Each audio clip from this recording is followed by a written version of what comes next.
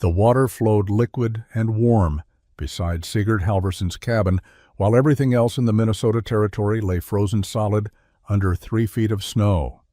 What his fellow trappers called impossible, a trench that defied winter itself, had kept him alive for 6 months without a single log burned for heat. Before we continue, let us know where you're watching from, and if stories of frontier ingenuity move you, hit that subscribe button. Tomorrow's tale is even more remarkable than this one.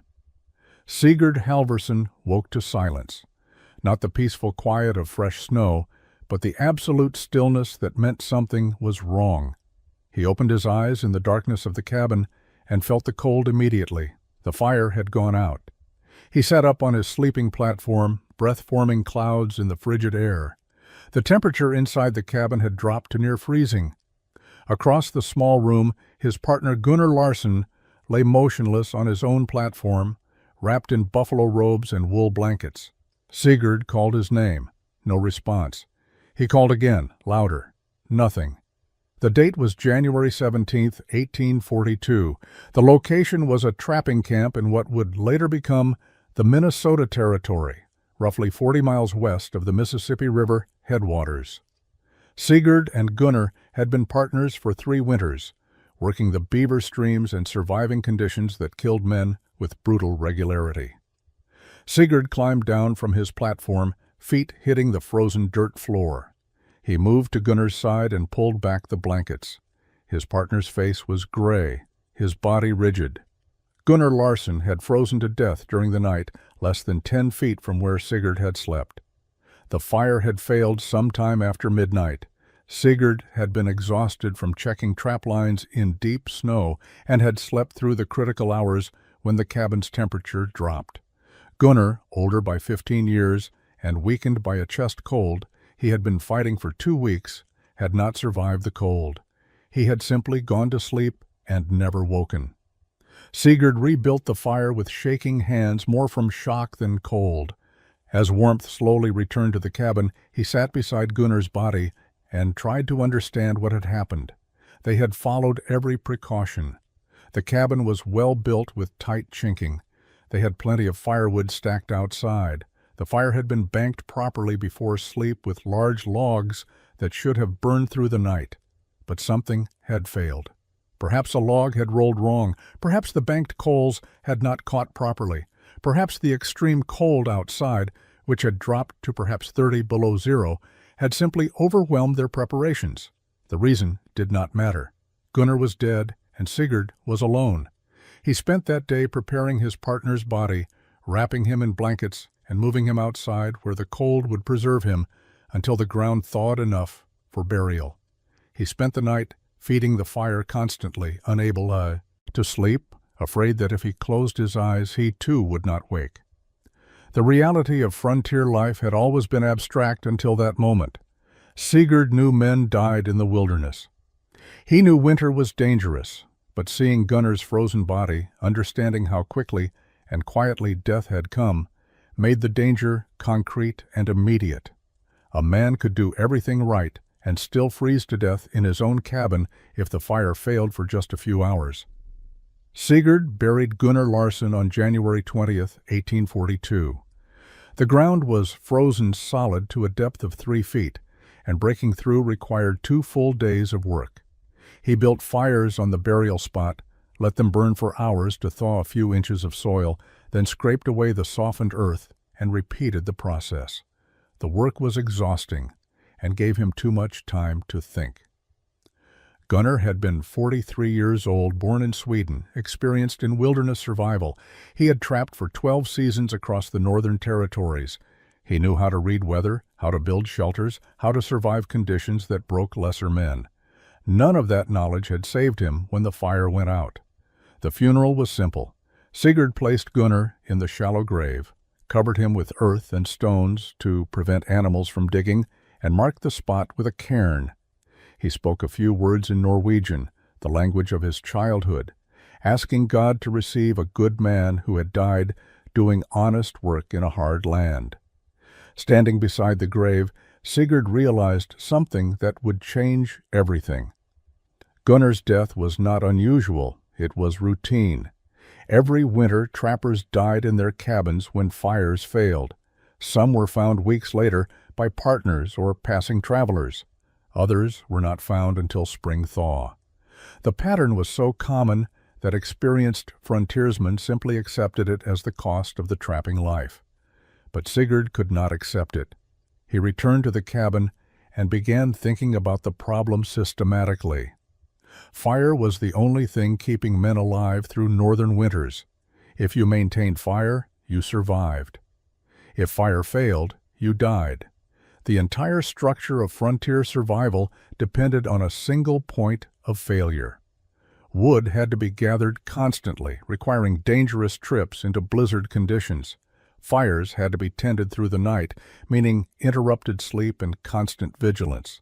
A sick man, an injured man, an exhausted man, any of these could fail to maintain fire and pay with their life. The system was fundamentally fragile. Over the following week, Sigurd continued his trap lines, but his mind was elsewhere. He noticed how much time and energy went into fire maintenance. He watched other trappers at a distant camp struggling with the same challenge. He saw an older trapper named Ivar Dahl, hands crippled with arthritis, barely able to split the wood he needed to survive each night.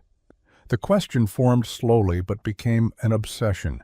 Was there another way to stay warm? Something that did not depend on fire? Something that could not fail in the middle of the night and leave a man frozen in his own bed? Most trappers would have dismissed the question immediately. Fire was the only heat source available in the wilderness. That was simply how things were. But Sigurd had grown up in coastal Norway, where his father managed water systems for a small fishing village. He had learned to think about how natural resources could be captured and directed for human use. Water, he remembered, could carry heat. February brought no relief from the cold. Temperatures stayed below zero for weeks, and Sigurd watched the patterns of survival among the scattered trapping camps. What he saw reinforced his growing conviction that frontier winter survival was structurally flawed. Every morning began the same way across all camps. Men woke and immediately rebuilt fires from overnight coals. If coals had died, they faced the dangerous task of starting fire from scratch in frozen cabins. Sigurd watched Ludvig Johansen, a Norwegian trapper camped 3 miles south, spend nearly an hour one morning getting fire started after his overnight banking had failed. The man's hands were so cold he could barely strike flint. Water collection was equally problematic. Every camp faced the same challenge. Nearby streams and ponds froze solid by mid-December. Men had to chop through ice, sometimes 2 feet thick, to reach liquid water. The work was exhausting and dangerous. Ice was slippery. Axes glanced off frozen surfaces. More than one trapper had injured himself badly while trying to secure water. Some men melted snow for water, but this required huge amounts of fuel. Snow was mostly air. 5 large pots of snow might yield 1 pot of water. The wood required to melt enough snow for daily needs was substantial. In a winter where every log counted for survival heat, using wood to melt snow felt like waste. Firewood gathering dominated daily life. Even with preparations made in fall, winter consumption was enormous. A single cabin needed perhaps 20 to 30 logs per day to maintain livable temperature during the coldest months. That meant constant work. Cutting, hauling, splitting, stacking. In deep snow and brutal cold, the work became dangerous. Men injured themselves. Exhaustion led to mistakes. And injured or exhausted men struggled to maintain the fire that kept them alive. Sigurd noticed something else during his observations. The trappers who survived best were not necessarily the strongest or toughest.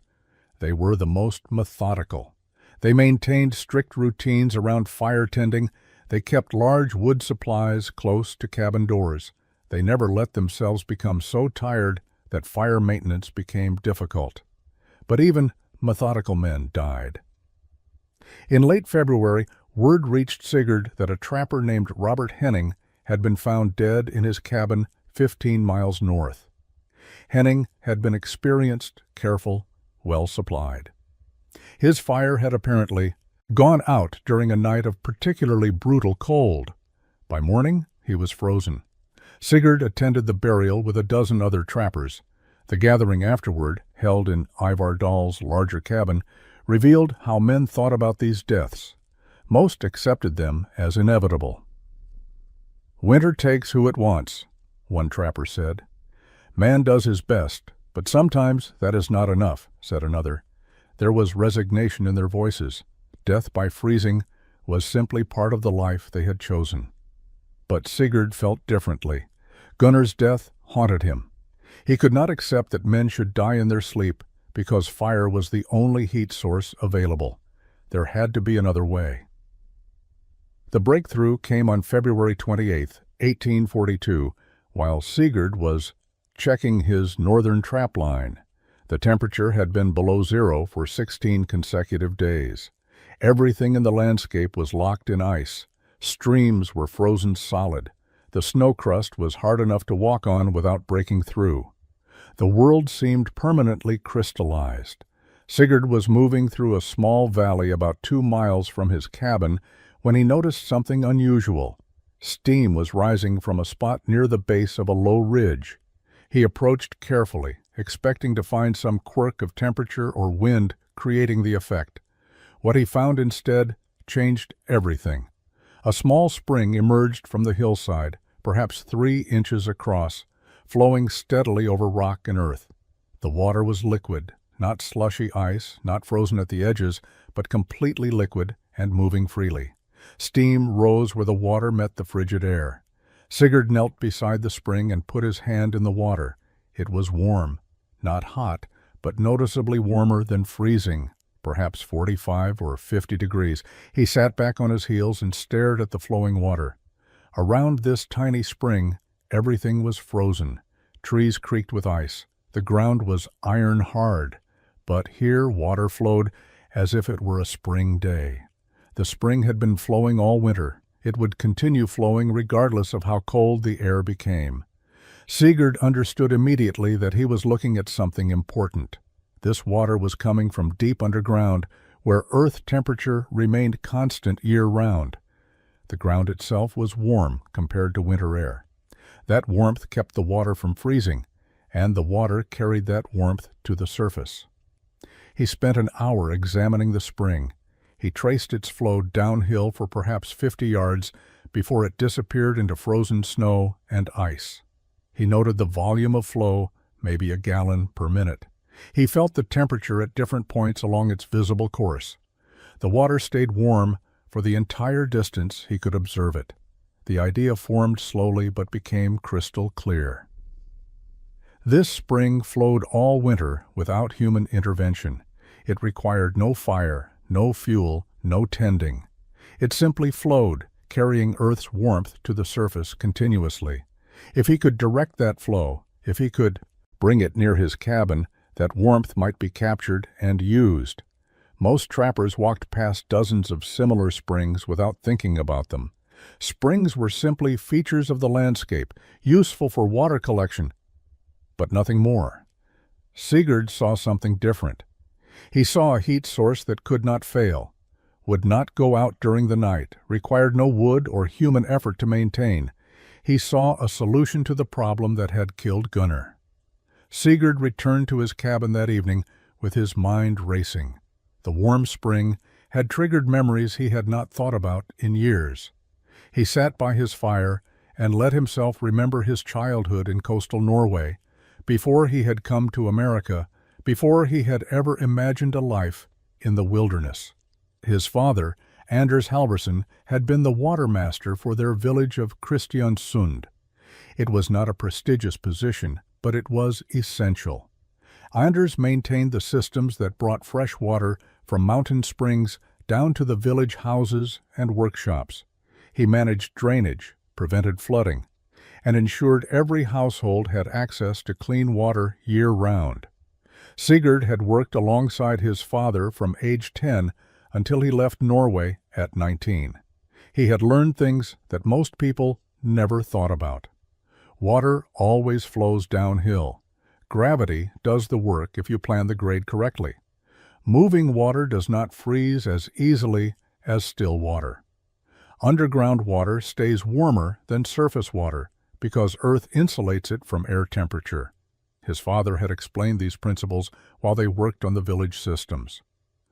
Water from deep springs runs warmer, Anders had said, showing young Sigurd how to trace spring sources back to their emergence points.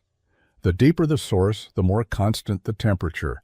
Earth does not freeze 6 feet down, so water coming from that depth carries Earth's warmth. Sigurd remembered helping repair a cracked wooden conduit one November when he was 14. The conduit carried spring water from a hillside source to the village. His father had pointed out how water in the conduit was noticeably warmer than water in the exposed streams nearby. The wood and earth around the conduit hold heat, Anders had explained. Water moving through stays liquid even when the air is freezing. As long as it keeps moving, it will not freeze. Those lessons had seemed interesting but not particularly important at the time. Sigurd had been more focused on learning enough to leave Norway and make his fortune in America. Water management was his father's trade, not his passion. He wanted adventure, opportunity, freedom from the constrained life of a Norwegian coastal village. But now, 15 years later and half a world away, those childhood lessons suddenly became the most valuable knowledge he possessed.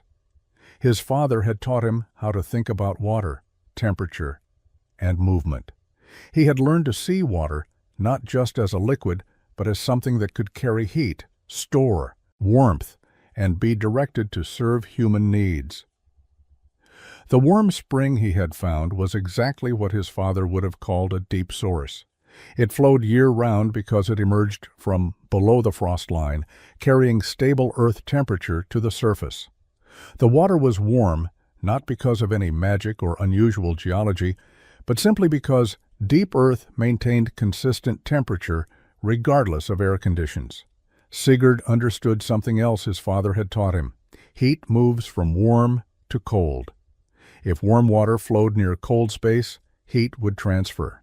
A conduit of warm water running beside a cabin would radiate heat into the structure. It was simple physics, the same principle that made sitting near a fire warm you even if you did not touch the flames. The question was whether he could apply village water management principles to frontier survival. Could he build what his father would have built? Could he create a system that brought spring warmth to his cabin and kept it flowing through the brutal winter months? March brought slightly warmer temperatures, and Sigurd used the time to develop his plan. He visited the warm spring repeatedly, studying it from every angle. He paced the distance back to his cabin, calculating elevation change and grade. The spring emerged from the hillside approximately 200 yards from his cabin and perhaps 30 feet higher in elevation. That elevation difference was critical. Gravity would maintain continuous flow without any pumping or human intervention. His plan was radical by frontier standards. He would dig a trench from the spring to his cabin, approximately 2 feet deep and 2 feet wide, following the natural slope of the land. He would line the trench with packed earth and stones to prevent erosion and collapse. The water would flow through this open channel, staying liquid because of its warmth and constant movement. The trench would run directly beside his cabin wall, within 3 feet of the foundation. Warm water flowing continuously would radiate heat into the ground beneath the cabin and into the lower logs. The earth itself would become a heat reservoir, storing and releasing warmth. In winter, snow accumulating over the trench edges would act as insulation, creating a protected channel that trapped rising heat. Sigurd worked through every detail. The trench had to maintain consistent downward grade to ensure flow. The walls had to survive freeze-thaw cycles. The width had to accommodate the water volume but remain buildable. Every element required careful calculation based on principles his father had taught him years ago in Norway. He knew the plan sounded insane. Frontier cabins were built to keep water away from foundations, not invite it close. But this was not stagnant water that would freeze and expand. This was warm, moving water that would flow continuously and generate heat. The distinction was critical, though he doubted other trappers would understand it. In late March, Ivar Dahl visited and found Sigurd sketching plans on bark with charcoal. The older trapper studied the drawings with curiosity. Sigurd explained the warm spring, the proposed trench, the heating concept. Ivar listened carefully, then shook his head slowly. "That is a great deal of work for something that might not function," he said gently. "And if it fails, you will have weakened your cabin foundation." Other reactions were less diplomatic. Ludvig Johansson, hearing about the plan, rode to Sigurd's cabin specifically to argue against it. "You are mad with grief," Ludvig said bluntly. "Gunnar's death has broken your thinking. Digging a water channel beside your cabin is suicide. You will undermine the foundation. The water will freeze and flood. You will destroy the only shelter you have." Sigurd tried to explain the principles. Warm spring water, continuous flow preventing freezing, heat radiation, earth insulation, but Ludvig would not listen. "Water is water," he insisted. "It freezes in winter. That is nature's law. You cannot change it by digging ditches." The mockery spread through the scattered trapping community. Men predicted he would drown in his own construction. Some suggested he should return to civilization if wilderness life had become too difficult. A few thought he was wasting the spring season when he should be trapping. The consensus was clear. Sigurd Halvorsen was attempting something impossible, and failure would cost him everything. April 15, 1842, Sigurd began construction. The ground had thawed enough to work, though frost still lingered below the surface. He started at the cabin end, planning to work backward toward the spring source. This approach allowed him to establish the critical grade immediately where precision mattered most. The first task was marking the route. He drove wooden stakes every 10 feet along the planned trench path, using a simple level made from a board and a string weighted with stone. Each stake had to be slightly lower than the previous one to maintain consistent downgrade. The work was tedious but essential. If the grade was wrong, water would pool and stagnate instead of flowing continuously. Digging began with a simple spade, one of the few tools Sigurd owned beyond his trapping equipment. The earth was heavy and difficult.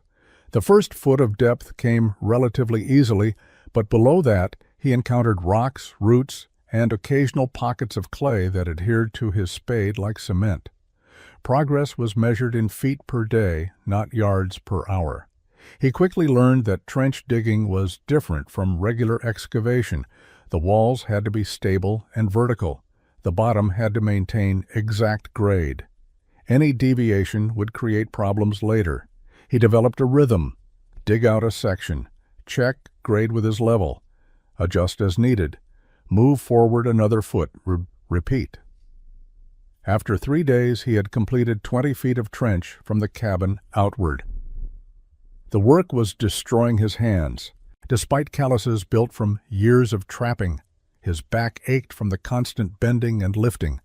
But the trench was good, the walls were solid, the grade was consistent. He was building something that would last. Ivar Dahl visited on the 4th day and found Sigurd waist-deep in the trench, moving earth one spade at a time.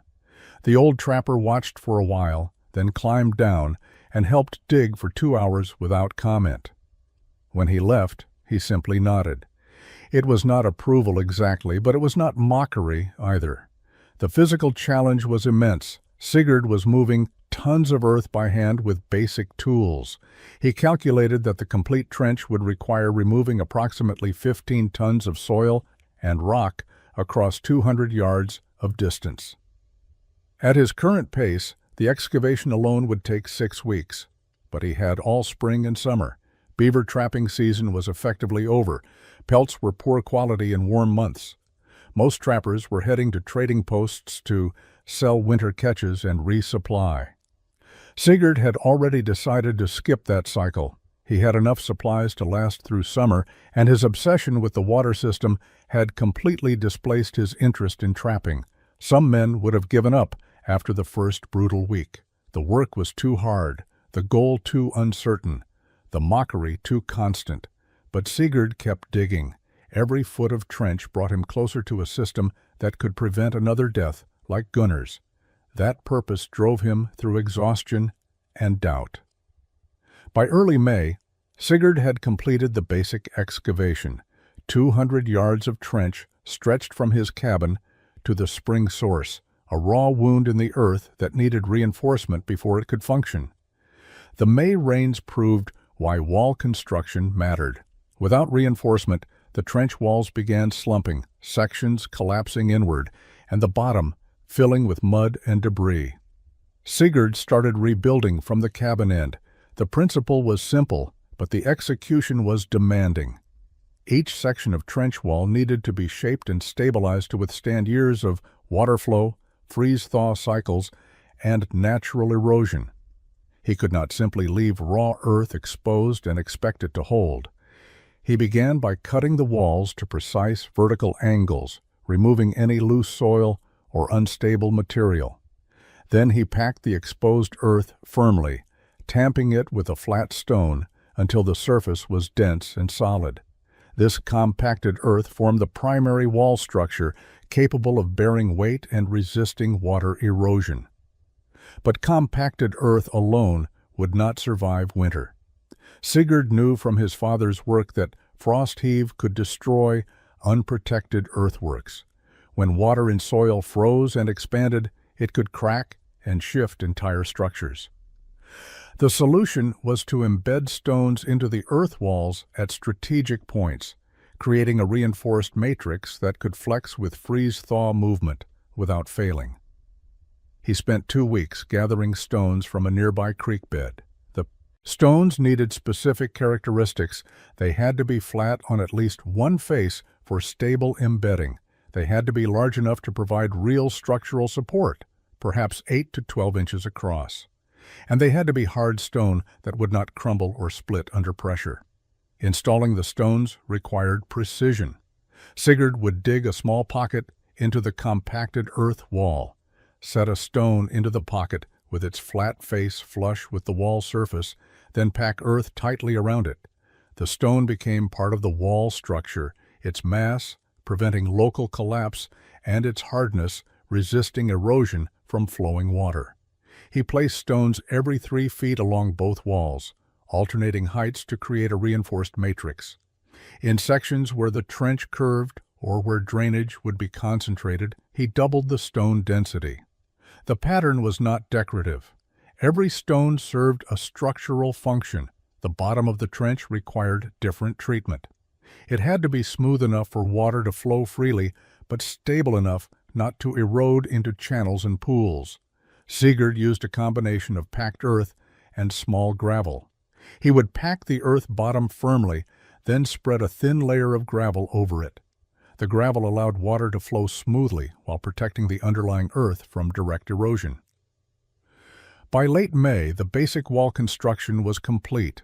The trench had become a proper channel with stable, reinforced walls and a prepared bottom. But Sigurd was not finished. The walls needed one more critical element to ensure long-term stability. He selected straight pine logs, approximately 6 inches in diameter, and cut them to lengths matching the trench width. These timbers would serve as cap beams running along the top edges of the trench walls. The beams would prevent the top few inches of earth from crumbling inward and would provide a stable edge for the snow insulation that would accumulate in winter. Installing the cap beams required careful work. Each beam had to sit level and stable on the earth wall. Sigurd notched the ends slightly so they locked into position and would not roll or shift. The cap beam installation consumed the first 2 weeks of June. Sigurd worked methodically, placing one beam at a time along the left trench wall, then repeating the process on the right wall. Each beam had to be positioned precisely to create consistent channel width and to distribute its weight evenly across the compacted earth below. The left wall beam, running closest to the cabin, received extra attention. This beam would bear occasional weight when Sigurd needed to access the trench for maintenance, or when snow loads in winter pressed down on the edges. He selected the straightest, densest pine logs he could find for this side, rejecting any timber with significant knots or grain irregularities that might create weak points. Setting each beam required multiple adjustments. Sigurd would place the timber, check its position with his level, find it slightly off, remove it, adjust the earth surface beneath, and try again. Sometimes a single beam required an hour of fine-tuning before it sat perfectly level and stable. The work tested his patience, but he understood that precision now would prevent failures later. The right wall beam, running along the field side away from the cabin, could be slightly less robust since it would bear less weight. But Sigurd maintained the same standards.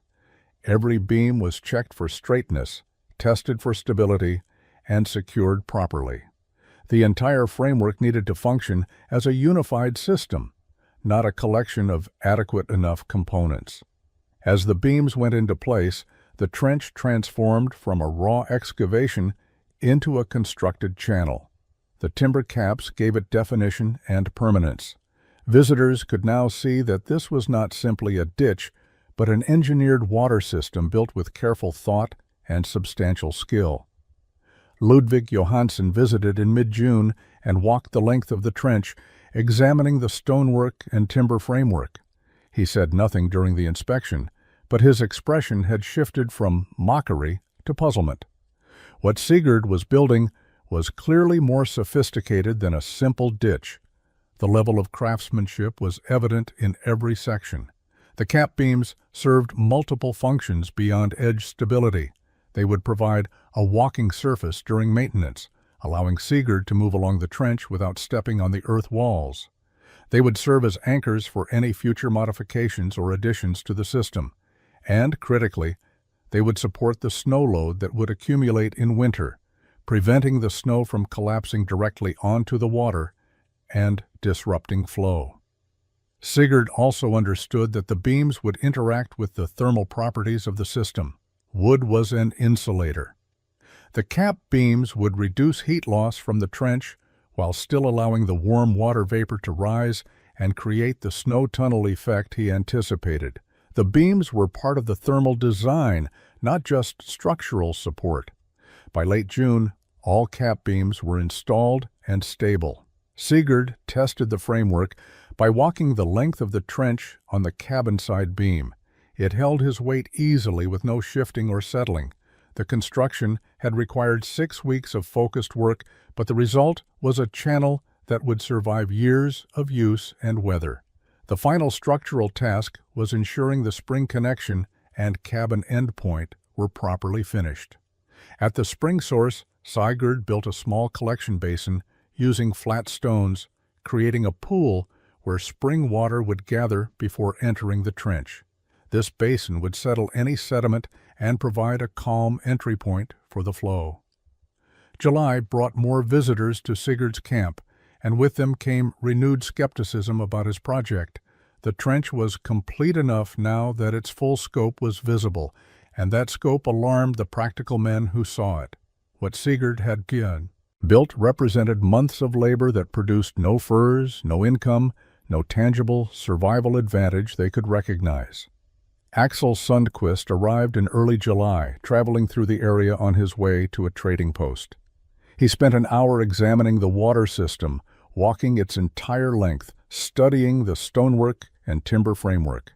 When he returned to where Sigurd was working, his assessment was blunt.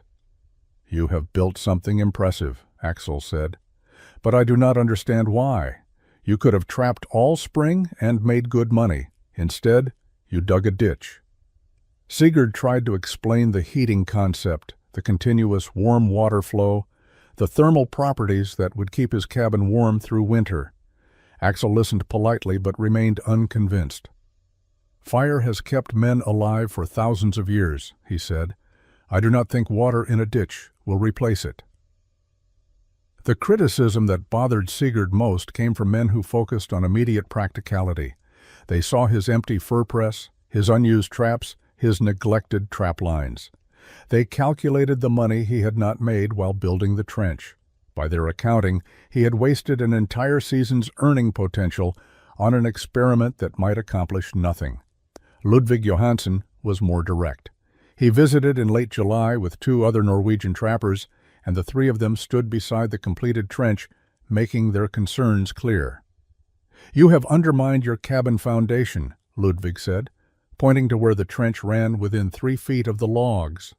"When winter comes and this freezes, the ice expansion will push against your cabin and crack the foundation logs." Sigurd explained that the water would not freeze because of its source temperature and continuous movement. Ludvig shook his head. "Everything freezes here in January. Everything, you will see." The other 2 trappers nodded agreement. They had seen enough winters to know that 40 below cold froze anything that held water. The technical objections were easier to address than the cultural ones. Frontier trappers valued self-reliance, toughness, and proven methods. They survived by doing things the way experienced men had always done them. Innovation was suspect. Deviation from standard practice suggested either arrogance or foolishness. Sigurd's water system represented both innovation and deviation, making it doubly problematic in their worldview. Ivar Dahl remained neutral but cautious. He visited regularly through the summer, observing progress without offering strong opinions either way. In late July, he finally shared his thoughts. "You have built well," he told Sigurd. "The work is solid, but whether it will function as you hope, that is unknown. Winter will tell the truth." That statement captured the reality Sigurd faced. He had invested 6 months of labor based on principles he believed were sound, but belief was not proof. The only validation that mattered would come when temperatures dropped below 0 and stayed there for months. If the water kept flowing and the cabin stayed warm, he would be proven right. If the system froze or failed, he would have wasted a year and possibly destroyed his shelter. May 28, 1842, Sigurd completed the final connection between the spring source and his trench system. He had built a small stone basin at the spring emergence point, allowing water to pool briefly before entering the channel. The basin served 2 purposes. It settled any sediment that might clog the trench, and it created a calm entry point that would not erode the channel beginning. The moment of testing came on a clear morning with temperatures in the 50s. Sigurd removed the temporary earth dam he had built to keep spring water out of the trench during construction. Water immediately began flowing into the channel, moving slowly at first as it found the gradient, then picking up speed as the full volume entered the system. He walked alongside the flowing water, watching it progress down the trench. The grade he had calculated was working. Water moved steadily without pooling or rushing. The flow rate appeared to be approximately 1 gallon per minute, exactly what he had estimated based on spring output. The stonework held firm with no erosion. The timber cap beams remained stable and level. Within 20 minutes, water reached the cabin end of the trench. Sigurd had built a simple drainage outlet there, allowing water to continue flowing away from the structure into a natural drainage path that led downhill toward distant wetlands. The water flowed through the entire system without hesitation, entering at the spring, traveling 200 yards through his constructed channel, passing beside the cabin and exiting smoothly at the drainage point. He knelt beside the trench near the cabin and put his hand in the flowing water. It was noticeably warm, perhaps 45 degrees. The warmth had survived the journey from spring to cabin. He could feel slight heat radiating up from the water surface. It was working exactly as he had envisioned. Over the next week, Sigurd monitored the system constantly. He checked for leaks, erosion, settling, or any structural problems. He found none. The compacted earth walls held firm. The stone reinforcements prevented any erosion. The timber cap beams showed no shifting or movement. The water flowed continuously day and night without any intervention from him. He made minor adjustments. A few spots along the channel where water splashed slightly too much received additional small stones to calm the flow. One section where the grade was marginally too steep got a small stone weir that reduced flow velocity. These were fine-tuning corrections, not fundamental problems. The psychological impact of seeing water flow was profound. For 6 months, this system had existed only in Sigurd's mind and on rough sketches. Now it was real, physical, functioning.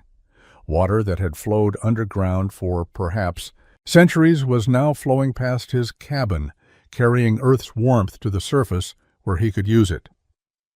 Ivar Dahl visited in early June and stood beside the flowing trench for several minutes without speaking. Finally he said, "It works." The simple statement carried weight coming from a man who had been skeptical but fair throughout the process. Sigurd nodded. The system worked in warm weather. The real test would come when temperatures dropped below zero and stayed there for months. But this was a critical first step. The engineering was sound, the construction was solid, the basic concept functioned as predicted. Through June and July, the water system operated without problems.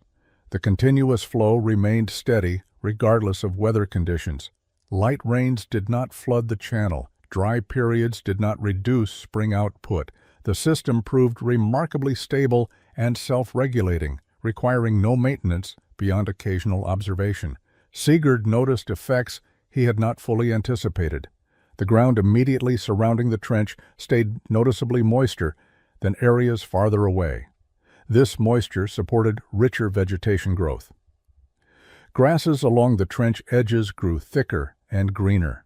Small wildflowers appeared in densities he had not seen elsewhere around his cabin. The warm water was creating a microclimate extending several feet beyond the channel itself.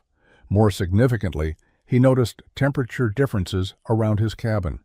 On cool mornings, when air temperature dropped into the 40s, the ground near the trench remained warmer. He could feel the difference with his hand. The earth beside the trench was perhaps 10 degrees warmer than earth 20 feet away. The flowing warm water was radiating heat into surrounding soil, and that soil was storing the warmth. Inside the cabin, he began detecting subtle changes. The dirt floor near the wall closest to the trench felt warmer than the floor on the opposite side. The difference was slight, perhaps 5 degrees, but it was measurable and consistent. Heat from the trench was transferring through 3 feet of earth between channel and cabin, then radiating upward through the foundation logs into the living space. These summer observations gave Sigurd confidence that winter heating would function as theorized. If warm water created measurable temperature differences in 50-degree weather, the effect would be much more pronounced when outside temperatures dropped below zero. The thermal gradient would be steeper, driving more heat transfer from trench to cabin. He also tested the system's resilience. During a heavy rainstorm in mid-July, water volume in the trench increased noticeably as surface runoff found its way into the channel. But the increased flow caused no problems. The channel dimensions were adequate to handle extra volume. Water simply moved faster for a few hours, then returned to normal flow rate as rain ended. In August, a brief cold snap brought nighttime temperatures into the 30s. Sigurd watched the trench carefully during these cooler nights. The water continued flowing without any sign of ice formation. Even when air temperature dropped below freezing for a few hours just before dawn, the water remained completely liquid. The spring source temperature was warm enough to prevent freezing even during temporary cold periods. Axel Sundquist visited again in late August and spent an afternoon examining the functioning system. He was clearly impressed by the consistent flow and obvious engineering quality. "You have built something unusual," he admitted. "But summer is easy. Water flows in summer. The question is whether this will survive January." It was fair assessment. Sigurd had proven the system could function in favorable conditions. Winter would determine whether it could function in hostile ones. By September, Sigurd had complete confidence in his construction's structural integrity. The trench was solid, the flow was reliable, the basic heating effect was demonstrable. He had done everything possible to prepare for winter. Now he could only wait for cold weather and see whether his obsessive planning and 6 months of brutal labor would achieve the impossible. October brought the first hard frosts, and Sigurd made final preparations for winter. He had deliberately kept his firewood supply minimal, planning to rely primarily on the trench system for heat. If the water system worked as he believed it would, excessive firewood would be unnecessary. If the system failed, he would have time to cut more wood before the coldest months arrived. He stacked approximately 40 logs near the cabin door, enough for perhaps 2 weeks of normal heating if he needed to rely entirely on fire. This was his safety margin, but it was far less than the 300 logs most trappers stockpiled for winter. His neighbors noticed the minimal woodpile and interpreted it as further evidence of poor judgment. Sigurd also made modifications to the cabin interior to maximize heat capture from the trench. He removed some chinking between the lower logs on the wall closest to the water channel, creating small gaps that would allow warm air rising from the trench to enter the cabin more easily. This seemed counterintuitive to traditional cabin building, which focused on sealing every gap. But Sigurd wanted controlled air exchange between the warm trench microclimate and cabin interior. He built a simple hinged panel that could cover these gaps if needed. If the heating effect proved too strong, or if cold winds created drafts, he could close the panel and restore traditional insulation. The design gave him flexibility to adjust the system based on real-world performance. Inside the cabin, he moved his sleeping platform to the wall nearest the trench. This positioning would place him closest to the primary heat source during the coldest nights. He also built a small shelf on that wall where he could place a water container. If the heating effect was strong enough, the container would show condensation or warmth, giving him a simple indicator of heat transfer. The trench itself required no winter preparation beyond observation. Sigurd checked the entire channel length carefully, looking for any erosion, settling, or structural problems that might cause failures under cold stress. He found nothing concerning. The system was as solid in October as it had been in June. Ludvig Johansson visited in late October and examined Sigurd's minimal firewood supply with obvious concern. "You are gambling your life," he said. "If your water system fails, you do not have enough wood to survive." It was not mockery this time, but genuine worry from a fellow Norwegian who did not want to bury another frozen countryman. Sigurd appreciated the concern, but remained committed to his plan. "The system will work," he said simply. Words would not convince Ludvig or anyone else. Only successful operation through a full winter would provide proof. The first snow fell on November 3rd, a light accumulation of perhaps 3 inches. Sigurd watched carefully to see how snow would interact with the trench. As he had hoped, snow fell across the trench opening, but did not block water flow. The warm water and rising heat created a small gap in the snow cover directly above the water surface. Snow accumulated thickly on both edges of the trench, building up on the timber cap beams, but left a narrow opening above the flowing water itself. This was exactly the effect Sigurd had anticipated. The snow would act as insulation, trapping heat and creating a tunnel effect, while warmth from the water would prevent complete snow closure. The system was self-regulating. As snow accumulated, insulation improved. As insulation improved, heat retention increased. Winter would now tell the final truth. November brought steadily dropping temperatures, and by mid-month the first serious cold arrived.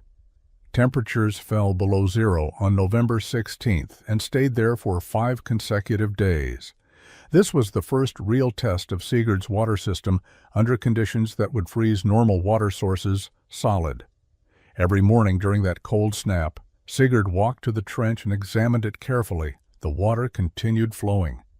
Ice formed along the very edges where water occasionally splashed onto the timber cap beams and froze on contact with wood and air.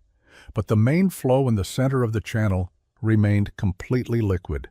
Steam rose continuously from the water surface, visible in the cold air as thick vapor. The snow accumulation pattern was developing exactly as he had anticipated. Heavy snow now covered both timber cap beams, creating thick, insulating mounds, perhaps 8 inches high on each side of the trench. Between these snow mounds, a gap remained open above the water, perhaps 6 inches wide. The gap allowed steam to escape while the snow walls trapped heat and prevented cold air from settling directly onto the water surface. Inside the cabin, the heating effect became dramatically obvious during this first hard freeze. Without any fire burning, the interior temperature stabilized at approximately 40 degrees. Outside temperature was 15 below zero, yet the cabin remained above freezing. Sigurd could feel warmth radiating from the floor and lower wall near the trench. The earth beneath the cabin and the logs closest to the water channel were noticeably warm to the touch. He conducted a simple experiment. He placed a tin cup of water on the floor directly against the wall nearest the trench, and another cup on the opposite wall. Within 2 hours, the cup near the trench was still liquid. The cup on the far wall had frozen solid. The temperature difference across the cabin's interior was at least 20 degrees. For sleeping, Sigurd found he needed only his usual wool blankets and one buffalo robe. On his sleeping platform, positioned against the warm wall, he was comfortable through the night without any fire. This was unprecedented. Every other trapper was burning wood constantly to maintain barely tolerable temperatures. Sigurd was sleeping comfortably with no fire at all. On November 21st, temperatures rose back above zero. Sigurd used this break to conduct thorough inspection of the entire trench system. He walked its full length, examining every section for any signs of stress, damage, or malfunction. He found none. The structure was performing flawlessly. The flowing water had actually improved the trench in one unexpected way. The constant warmth prevented any frost heave in the earth walls. Normally, freeze-thaw cycles caused soil to expand and contract, gradually destroying earthworks. But the trench walls remained stable because the adjacent warm water kept the earth temperature above freezing. Ivar Dahl visited during the warm spell and accepted Sigurd's invitation to spend a night in the cabin. The old trapper experienced firsthand what the water system could do. They sat inside without fire as evening temperatures dropped below zero. The cabin remained comfortable. Ivar kept touching the warm floor and wall, shaking his head in amazement. "I would not have believed this," he said quietly, "but I am feeling it myself." January 1843 brought the most brutal cold of the winter. Temperatures dropped to 40 below zero and remained there for 3 weeks. This was the true test, the conditions that killed unprepared men and broke inadequate systems. Every trapper in the territory was burning wood desperately, fighting to maintain enough heat to survive. The trench never froze. Even at 40 below, with everything else in the landscape locked in ice, the water continued flowing. The steam rising from the channel became so thick it was visible from a quarter-mile away, a constant plume that marked Sigurd's location. The snow insulation had built up to remarkable thickness.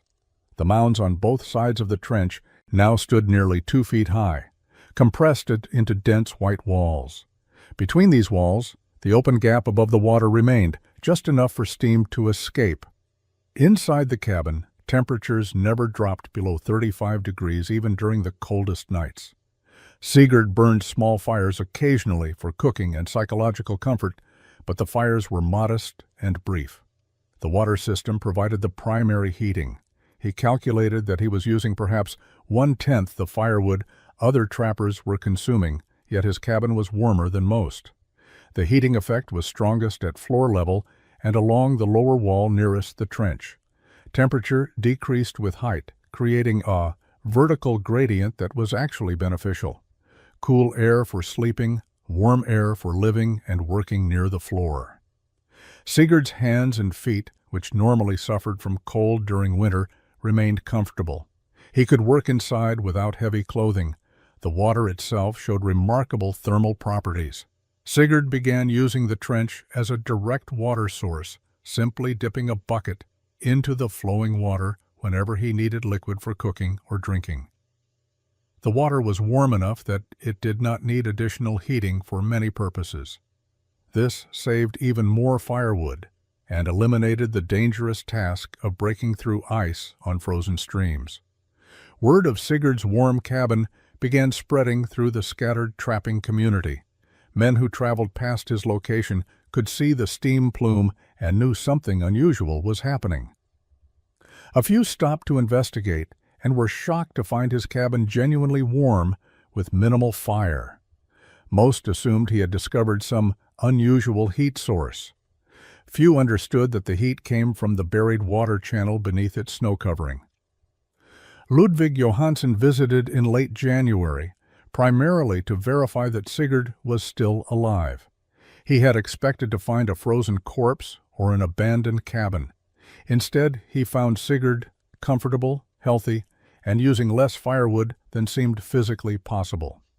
Ludvig spent an hour examining the trench system, now finally understanding what Sigurd had built and why it worked. His skepticism had been completely wrong. February 7, 1843, brought a blizzard that would validate Sigurd's system in the most dramatic way possible. The storm arrived suddenly, with winds exceeding 50 miles per hour. Snow fell so heavily that visibility dropped to zero. Temperatures plummeted to 35 below zero. The combination created survival conditions that tested every trapper in the territory. Axel Sundquist was caught unprepared.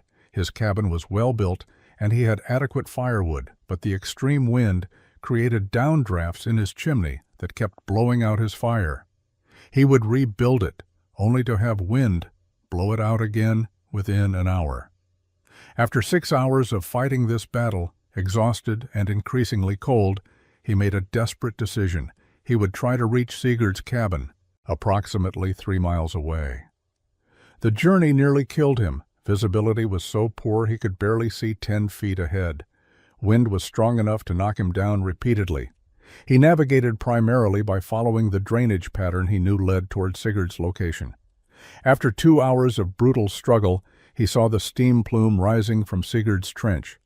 Even in the blizzard, the plume was visible. He staggered toward it and reached the cabin just as his strength was failing. The contrast between outside and inside was staggering. Outside was deadly cold, wind-driven snow, and zero visibility. Inside was warmth, stillness, and safety. Sigurd had no fire burning. The cabin was being heated entirely by the water system, maintaining temperature around 40 degrees while outside was 35 below zero, with life-threatening wind chill. Axel collapsed on the floor near the warm wall, hands and feet numb from cold exposure. Sigurd brought him warm water from the trench, helped him remove frozen outer clothing, and wrapped him in dry blankets near the heated wall. Within an hour, Axel had recovered enough to speak coherently. "Your system saved my life," he said simply. "I would have frozen in my own cabin." The blizzard continued for 3 days. Axel remained in Sigurd's cabin the entire time. He experienced firsthand how the water system functioned through extreme conditions. The trench never froze despite the wind and brutal cold. The cabin temperature remained stable without any fire burning. The system required no human intervention, no constant tending, no dangerous trips outside for firewood. On the second day of the blizzard, Sigurd did light a small fire for cooking and comfort, but it was modest and brief. The point had been proven. A cabin heated by buried flowing water could survive conditions that defeated fire-heated cabins. Wind could not blow out water. Running out of firewood did not matter.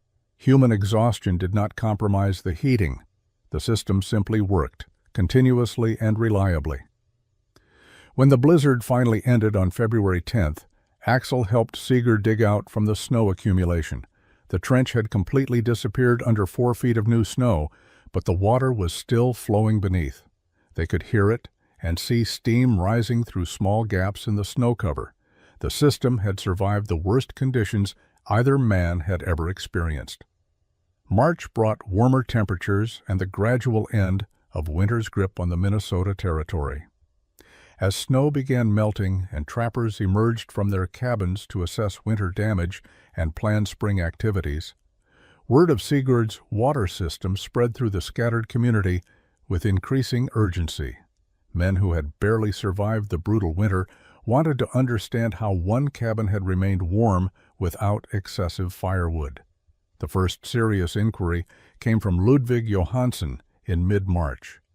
The Norwegian trapper, who had mocked Sigurd's plan most vocally, now stood beside the trench asking detailed questions. How deep was the excavation? What grade was necessary for consistent flow? How far could the spring source be from the cabin? Where had Sigurd found the warm spring? Could similar springs be located elsewhere? Sigurd answered every question without hesitation or pride. He explained the principles his father had taught him about water temperature and earth insulation. He described how to identify warm springs by looking for areas that remained unfrozen during winter. He walked Ludvig along the entire trench length, pointing out construction details and explaining why each element mattered: the stone reinforcement, the timber cap beams, the grade calculations, the placement relative to the cabin foundation. Ludvig listened with the intensity of a man whose life might depend on understanding these details. He had burned through his entire winter firewood supply by early February and had spent the final month of winter cutting frozen wood in dangerous conditions just to avoid freezing. His hands showed frostbite scars. His face was gaunt from the stress of barely surviving. Sigurd's system represented a fundamentally different approach to winter survival, and Ludvig was determined to understand it. Other trappers began visiting throughout March and early April. Ivar Dahl brought 2 younger trappers who were considering staying in the territory for another winter. Sigurd spent an afternoon teaching them how to evaluate potential spring sources and calculate trench routes.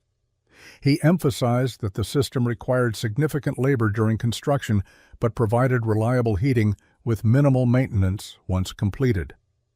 Axel Sundquist, whose life had been saved by Sigurd's warm cabin during the February blizzard, became the system's most vocal advocate. He told anyone who would listen about the 3 days he spent in a cabin heated entirely by flowing water while a blizzard raged outside. His testimony carried weight because everyone knew Axel as a competent, experienced trapper, not given to exaggeration or foolishness. The questions revealed how revolutionary Sigurd's approach was. Most trappers had never considered that water could be a heat source. They understood fire, understood insulation, understood traditional cabin construction. But the concept of capturing Earth's warmth through flowing water and directing it for human use was completely foreign to their experience. Sigurd was teaching them to think differently about resources and survival. By late April, 3 trappers had committed to building similar systems at their own camps. Sigurd agreed to help them locate warm springs and plan their trench routes. He emphasized that each location would require adaptation based on terrain, spring output, and distance to cabin. The principles remained constant, but the execution had to match specific conditions. The Halverson system, as some were calling it, was spreading not through promotion, but through demonstrated success and freely shared knowledge. The spring and summer of 1843 saw the construction of 4 new water heating systems across the Minnesota Territory. Sigurd helped Ludvig Johansson build the first one in May, a trench system running from a warm spring to Ludvig's rebuilt cabin. The construction took 6 weeks with 2 men working, confirming Sigurd's experience that the system required substantial initial labor.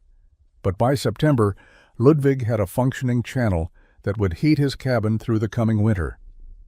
Axel Sundquist built his system in June and July. locating a warm spring nearly 300 yards from his cabin. The extended distance required more careful grade calculations, but the principles remained the same. By August, warm water was flowing past Axel's cabin, and he reported measurable heating effects even in summer temperatures. Two other trappers completed smaller systems by fall, each adapted to their specific locations and resources. The winter of 1843 to 1844 validated all 5 systems. Every trench continued flowing through the coldest months. Every cabin stayed warmer than traditional fire-heated structures. The men who had built water systems used a fraction of the firewood their neighbors consumed. More significantly, none of them faced the constant fear that a failed fire would mean death. Their heat source could not blow out, could not be exhausted, and required no human intervention to maintain. Word spread beyond the immediate trapping community. Settlers moving into the Minnesota Territory heard about the water heating systems and sought out Sigurd for advice. He helped 2 farming families design systems for their homestead cabins in 1844. A small trading post built a modified version that heated their main building through the winter of 1845. The technique was spreading organically, person to person, based entirely on proven results. Sigurd himself continued trapping through 1846, then transitioned to farming as the fur trade declined. He married in 1847, a Norwegian immigrant woman named Ingrid, who had come to the territory with her family. They built a larger cabin heated by an improved version of his original water system, and raised 4 children in the warmth and safety it provided. The original trench beside Sigurd's first cabin continued functioning for more than 20 years. Long after he had moved to his farm, the system kept flowing, heating whatever structure stood beside it. Trappers and travelers who sheltered in the old cabin through the 1850s and 1860s found it mysteriously warm, many never understanding why, until someone explained the buried water channel. Sigurd Halvorsen died in 1879 at age 64, a respected farmer and community member. His obituary in the territorial newspaper made no mention of the water heating system he had pioneered. To his neighbors, he was simply a Norwegian immigrant who had built a successful farm and raised a good family. But in isolated cabins across Minnesota, Wisconsin, and the Dakota territories, variations of his system continued heating structures through brutal winters, saving lives through engineering rather than heroism, exactly as he had intended.